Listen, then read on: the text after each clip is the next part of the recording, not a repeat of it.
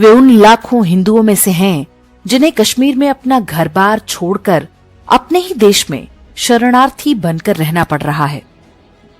पंडित पुष्कर नाथ अपने पोते को पढ़ाते लिखाते हैं, उसे इस योग्य बनाते हैं कि वो अपने विश्वविद्यालय की स्टूडेंट यूनियन का नेता बन जाता है। लेकिन पंडित पुष्कर नाथ अपने पोते को कभी नहीं बताते कि वे उसके साथ क्यों एक छोटे से रिफ्यूजी कैंप में रह रहे हैं।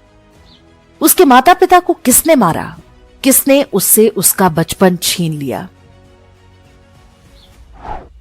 कोई निर्दोष समाज हो या व्यक्ति, हम जब भी किसी सामूहिक घृणा से उपजे अत्याचार का शिकार बनते हैं, स्वयं को एक प्रकार के खोल में बंद कर लेते हैं। किसी से बात नहीं करते, किसी को अपनी पीड़ा नहीं बताते।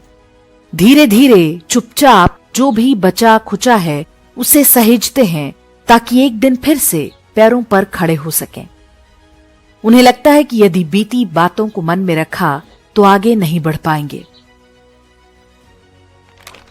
भारत पर इस्लामी आक्रमणों के समय भी बिल्कुल ऐसा ही देखने को मिला।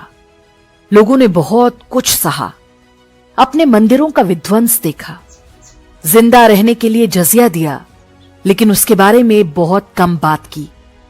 उनका सारा ध्यान स्वयं को बचाने पर था।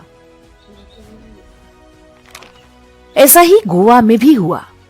कैथोलिक ईसाइयों ने इंक्विजिशन के नाम पर हिंदुओं के साथ जो कुछ किया, वैसा विश्व के इतिहास में बहुत कम देखने सुनने को मिलता है। वहां भी हिंदुओं ने मौन धर लिया, आने वाली पीढ़ियों को कुछ बताया ही नहीं। अब लोग यहां वहां बिखरी कहानियों को बटोर रहे हैं। ऐसी कहानी अंग्रेजों के शासन के अत्याचारों की है। उसके बाद भारत के विभाजन के बाद लाखों परिवार विस्थापित हुए। आज वे भारत के विभिन्न क्षेत्रों में रहते हैं। उनकी वर्तमान पीढ़ी के लोग भी नहीं जानते कि उनके बाप दादाओं ने कितना कठिन समय देखा है। सरकारों द्वारा उनके इतिहास को मिटाने का यथासंभव प्रयास किया गया, लेकिन उन विस्थापित हिंदू परिवारों ने स्वयं भी अपने बच्चों को बहुत कुछ नहीं बताया। गांधी हत्या के बाद महाराष्ट्र में ब्राह्मणों के नरसंहार के समय भी यही हुआ। हमने बहुत साहित्य नहीं रचा क्योंकि हम यहूदियों की तरह एट्रोसिटी लिटरेचर नहीं लिखते थे। जो कुछ भी हुआ सह लिया।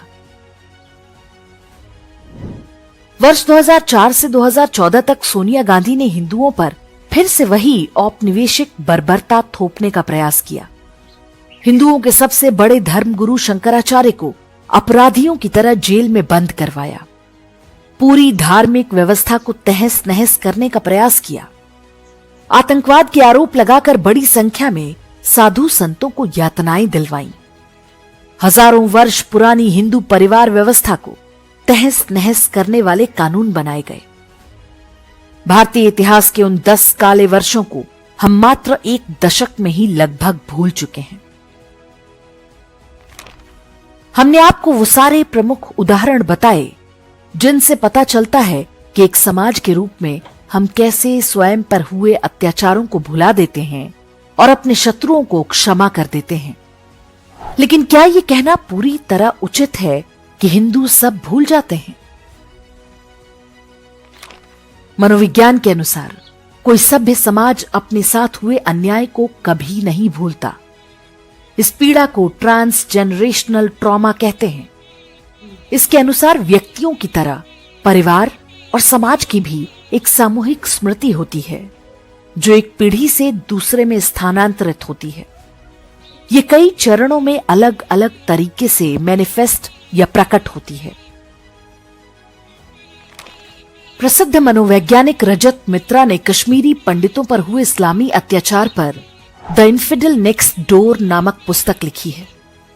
वे बताते हैं कि इतिहास में अत्याचार झेलने वाला कोई समाज पहले ये मानने से इनकार करता है कि उसके साथ कुछ गलत हुआ, लेकिन वो पीड़ा उसके अवचेतन में बहुत गहराई तक बैठी रहती है।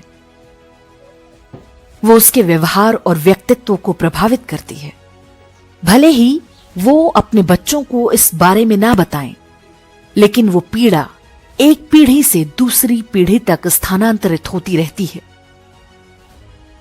ये क्रम तब तक जारी रह सकता है जब तक इस पीड़ा का कोई तार्किक हल या समाधान नहीं निकाला जाए।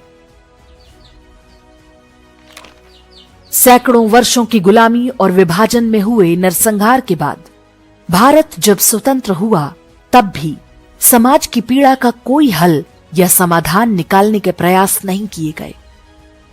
उल्टा हमें सेक्युलरिज्म और भाईचारे की घुट्टी पिलाई जाने लगी। उन्हीं लोगों के साथ सह अस्तित्व पर जोर दिया जाने लगा जिनकी आसमानी किताब हमारे अस्तित्व को ही नहीं मानती। अफ्रीका में रंगभेद की समाप्ति के बाद ट्रुथ एंड रिकंसिलिएशन कमीशन बनाया गया था, जिसका यही काम था कि वो समाज के अवचेतन में बैठे भय और पीड़ाओं का समाधान निकाले। भारत में ऐसा कुछ नहीं हुआ। उल्टा पूरे हिंदू समाज को गंगा जमुनी तहजीब जैसे फर्जी सपने दिखाकर भरमाने का प्रयास शुरू हो गया।